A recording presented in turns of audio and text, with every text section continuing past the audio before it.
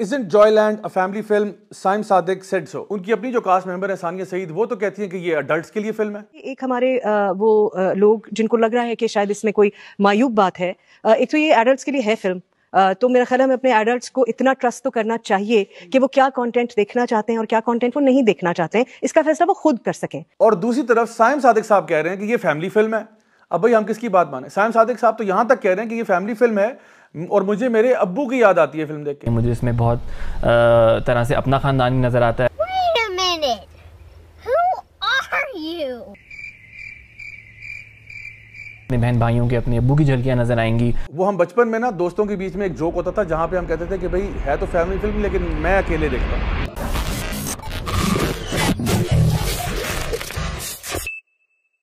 अस्सलाम वालेकुम रहमतुल्लाहि वबरकातुहू। फिल्म जॉयलैंड से रिलेटेड कुछ सवाल मेरे पास पहुंचे, मैंने कहा आपके साथ आज शेयर करूं। Let's take the first question. पहला क्वेश्चन है जी कि why are you asking to ban Joyland when you haven't even seen it? Joyland को बैन करने की वजह असल में यह है कि जितने भी रिव्यूज आपको नजर आएंगे, चाहे वो किसी भी वेबसाइट के ऊपर हो, मां सिवाय विकीपीडिया पे जहां पे उन्होंने जाकर उसको एडिट किया है, सारे वेबसाइट्स के ऊपर जो रिव्यूज आ रहे हैं वो ये बता रहे हैं कि this is a love story between two males, यानी कि एक मेल जो कि बायोलॉजिकल मेल अपने आप को आइडेंटिफाई कर रहा है और एक वो जो बायोलॉजिकल मेल है जो अपने आप को एक्चुअली वुमन आइडेंटिफाई कर रहा है वो मर्द ही है। और ये इनकी अपनी वेबसाइट्स हैं, कुछ मैं आपके सामने पढ़ के सुना देता हूं। द गार्डियन के अंदर लिखा हुआ था जी कि Joyland Pakistan bans Oscar contender film about trans love affair. इसी तरह से वैरायटी मैगजीन के अंदर उन्होंने लिखा कि Cannes title Joyland celebrates Pakistan transgender culture, और उसके अंदर ये खुद इस बात का इतराफ करते हैं कि जितनी हैवी इनको फाइनेंसिंग हुई है अमेरिका की तरफ से, तो इनके जो एक प्रोड्यूसर है वो कहते हैं I think this is the first Pakistani film that has all American financing. तो सवाल ये पैदा होता है कि अमेरिकन को क्या लगा कि वो आपकी एक फिल्म को फुली फाइनेंस करें। इसके अलावा पनाश के अंदर मेंशन हुआ कि Pakistan trans themed film Joyland bags Cannes Queer Palm award. Now what is this Queer Palm award? आगे लिखते हैं कि जी the Queer Palm prize for best LGBT queer और feminist theme movie, this went to none other than Joyland। और इन्हीं queer palm के अपने नुमाइंदा जो हैं वो लिखते हैं कि it's a very powerful film that represents everything we stand for. अब आप जरा खुद अंदाजा लगाएं कि जो क्वीयर पाम वाले हैं वो कह रहे हैं कि ये फिल्म जो है हमारे हर वैल्यू की अक्कासी करती है। सोच लें कि ये LGBTQ एजेंडा किस चीज की अक्कासी करता है और ये किस चीज को प्रोपोगेट करना चाह रहा है। फिल्म के डायरेक्टर साइम सादिक खुद इस बात को एडमिट करते हैं एक रिपोर्ट में, कहते हैं कि जी Pakistan is very schizophrenic, almost bipolar, but you also get this very progressive law which basically allows everyone to identify their own gender and also identifies as a third gender। क्या दीन इस्लाम के अंदर ये इजाज़त है कि कोई बंदा जो अपने आप को मर्द कहता है वो अपने आप को औरत आइडेंटिफाई करना शुरू कर दे, या वो शख्स जो औरत है वो अपने आप को मर्द आइडेंटिफाई करना शुरू कर दे? क्या इस्लाम इसकी इजाज़त देता है? या क्या इस्लाम जो है वो थर्ड जेंडर की बात करता है? और तो और LGBTQ इंडिया न्यूज़ जो है वो इस मूवी को सेलिब्रेट कर रही है। यानी आप सिर्फ ये देखें कि इस मूवी को कौन लोग सेलिब्रेट कर रहे हैं।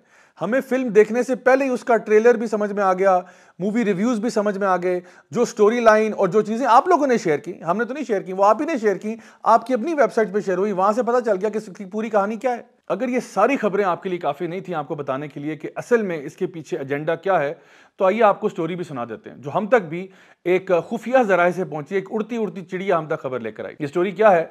ये स्टोरी है लाहौर में एक फैमिली की जो राना फैमिली है, जहां पे एक घर में दो भाई, बड़े भाई का नाम कलीम है, छोटे भाई का नाम हैदर है। वो एक घर में रहते हैं अपने वालिद साहब के साथ और इनकी वालिदा जो है उनका इंतकाल हो चुका है। वालिद साहब जो है वो व्हीलचेयर के ऊपर हैं, वो डिसेबल्ड हैं, और जो दोनों भाई हैं दोनों की शादी हो चुकी है।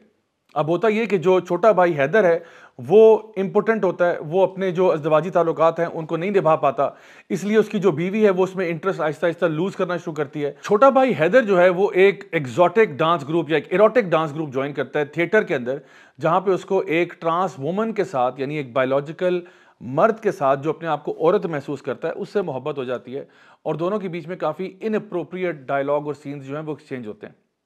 अब यहाँ पे इसकी मोहब्बत जो है वो अपनी एडवांसेस आगे करता है, लेकिन जो बीबा है कुछ अरसे के बाद वो इससे तंग आ जाता है कि भाई तुम तो खुद ना मर दो, तुम तो अपनी बीवी को सेटिस्फाई नहीं कर पाए, तो मेरे साथ तुम्हारा क्या मामला होगा।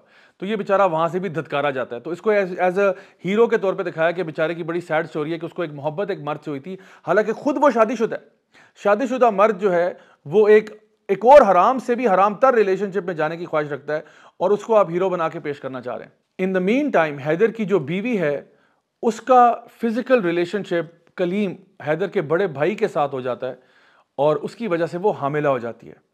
अब आप खुद अंदाज़ा लगाएं कि कितनी मेस्ड अप किस्म की सिचुएशन उन्होंने क्रिएट की है अपने एजेंडा को आगे ले जाने के लिए। ऊपर से ये कि जो इनके वालिद हैं उनका भी एक हराम रिलेशनशिप दिखाया हमसायों की खातून के साथ, और सीन इस तरह से दिखाया कि जैसे इनके आपस में एक जिनसी ताल्लुक कायम हुआ है। बिल आखिर पूरी कहानी का क्लाइमैक्स ये था कि आखिरकार हैदर की जो बीवी है वो आखिर में खुदकुशी करके मर जाती है, क्योंकि उसको इस बात का गिल्ट होता है कि मैंने उसके भाई के साथ एक रिलेशनशिप कायम किया जिसकी वजह से मेरे पेट में जो बच्चा है वो एक नाजायज औलाद है। सो आई थिंक इन सारी चीज़ों से बात वाज़ेह हो जानी चाहिए कि आखिर हम क्यों इस मूवी के खिलाफ हैं। वो मूवी जो कि दो बायोलॉजिकल मेल्स के बीच में मोहब्बत को फ़रोग देना चाहती है, लेकिन जो चीज़ ग्लोरीफाई की जा रही है, जो चीज़ ब्यूटीफाई की जा रही है वो ये है कि दो मर्दों के बीच में जो प्यार हुआ, उसकी मर्द की अपनी बीवी जो है उसका एक और अफेयर चल रहा है उसी के भाई के साथ, अल्लाह माफ़ करे, और वहाँ पे जो है अब्बा जान जो है उनके जो व्हील चेयर पे हैं वो अपने एक्स्ट्रा मैरिटल अफेयर्स में लगे हुए हैं।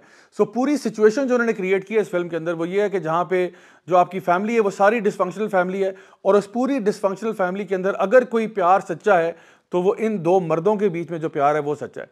चाहे वो कोई सीन्स ना दिखाएं, कोई एक्सप्लिसिट सीन्स ना भी दिखाएं, असल बात है जिस चीज़ को आप नॉर्मलाइज कर रहे हैं वो दो मर्दों के बीच में मोहब्बत और प्यार है, उस किस्म का जो कि हमारा दीन सख्ती से मना करता है, इसलिए हम इस मूवी के खिलाफ हैं। नेक्स्ट कमेंट है जी कि art is art and must be encouraged, why bring religion into it. तो देखिए, अगर आर्ट इज आर्ट का फलसफा हम लोग अपनाना शुरू कर दें तो क्या हमारा दीन जो है वो हमें ये नहीं बताता कि आर्ट कौन सी वाली जायज़ है और कौन सी वाली जायज़ नहीं है? क्या हम लोग अपने आप को जब मुसलमान कहते हैं तो क्या ऐसा हो सकता है कि हम कोई ऐसा वर्क ऑफ आर्ट क्रिएट कर दें जो अल्लाह और उसके रसूल के बताए हुए दीन के खिलाफ हो? मैं अगर एक आर्टिस्ट हूं, क्या मैं एक, अल्लाह माफ़ करे, कोई न्यूड पेंटिंग बना सकता हूं ये कह के कि ये आर्ट है? क्या मैं अगर कोई फिल्म बनाना चाह रहा हूं तो क्या मैं कोई पोर्नोग्राफिक फिल्म बना सकता हूं?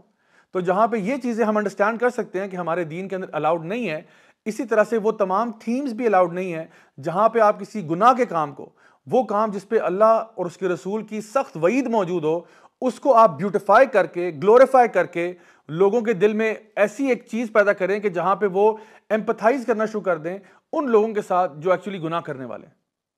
ऐसा तो नहीं हो सकता, ना ही ऐसी आर्ट जो है वो इस्लामिक बाउंड्रीज के अंदर कभी भी किसी हालत में भी अलाउड हो। तीसरा कमेंट है जी कि why ban Joyland only and not other films like कुंडी ना खड़का। अब ये कुंडी ना खड़का क्या है मुझे नहीं पता, 12 लग तो रहा है नाम से कि शायद कोई फजूल किस्म की पंजाबी फिल्म लग रही है, लेकिन अगर ऐसी कोई चीज़ है तो आप खुद सोचिए कि हम, ये वो वाली आर्गुमेंट है जिसको हम कहते हैं कि व्हाट अबाउटिज्म, यानी जब भी आप ऐसी कोई बात करें कि जहां पे एक चीज गलत हो रही है तो आप कहें वो भी तो गलत हो रहा है, तो वो भी गलत हो रहा है, हम उसको सही तो नहीं कह रहे।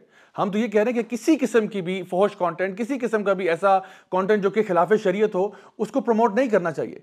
लेकिन अगर आप कंपैरिजन करें तो हर चीज इक्वल स्टैंडर्ड पे नहीं होती, उनके बीच में फर्क होता है। यानी फॉर एग्जाम्पल यहाँ पे जो मूवी जॉयलैंड के अंदर जो कॉन्सेप्ट प्रमोट किया जा रहा है वो तो एक्चुअली होमोसेक्सुअल रिलेशनशिप का है, which is far worse than a normal heterosexual relationship जिसके अंदर बहुत प्रोमिस्क्यूटी और बहुत फहाशी और उरियानी दिखाई जाए।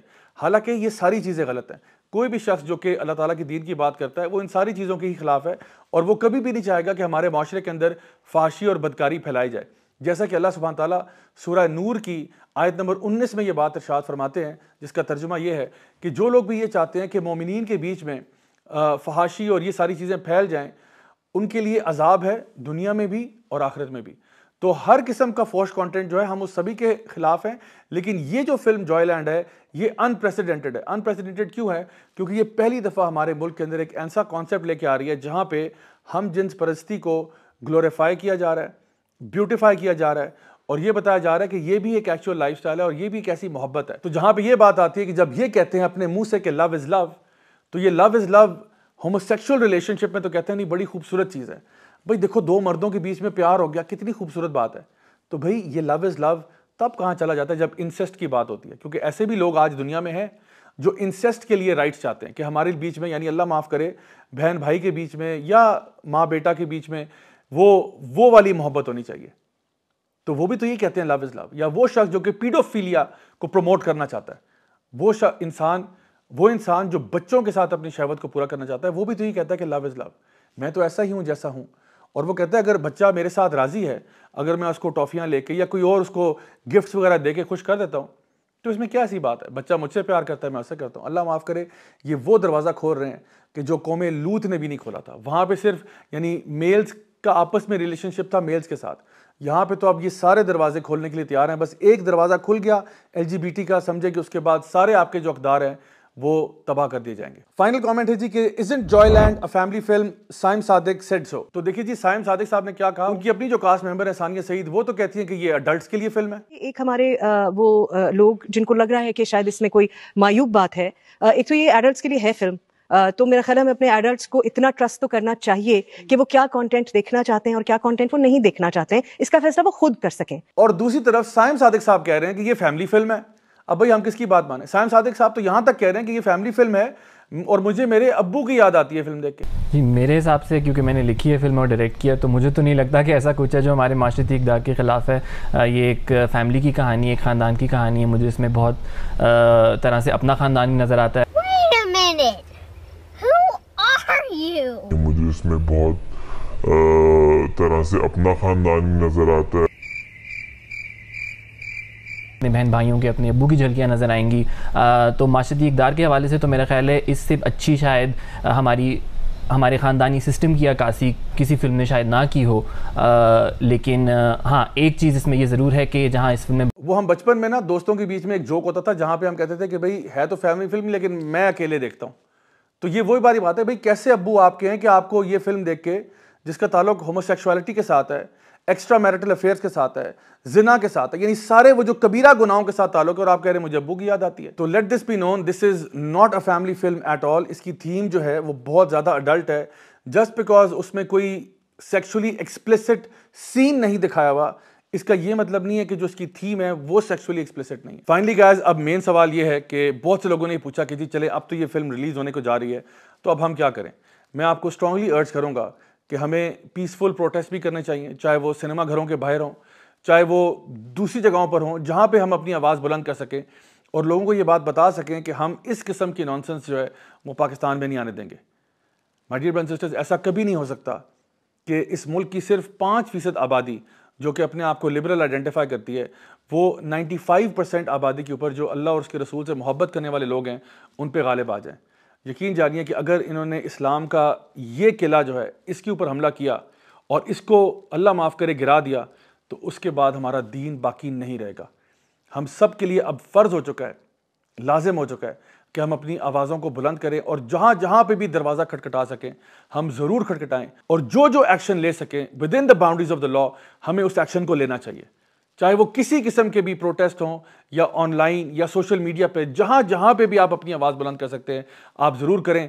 लीगल एक्शन ले सकते हैं, लीगल एक्शन लें, और हर जगह पर जहाँ पे भी वो लोग जो कि असर रसूख रखते हैं इस फिल्म को रोकने के लिए या कम अज़ कम इसके साथ बॉयकॉट करने के लिए, उन तक हम ज़रूर अपनी बात को पहुँचाएं।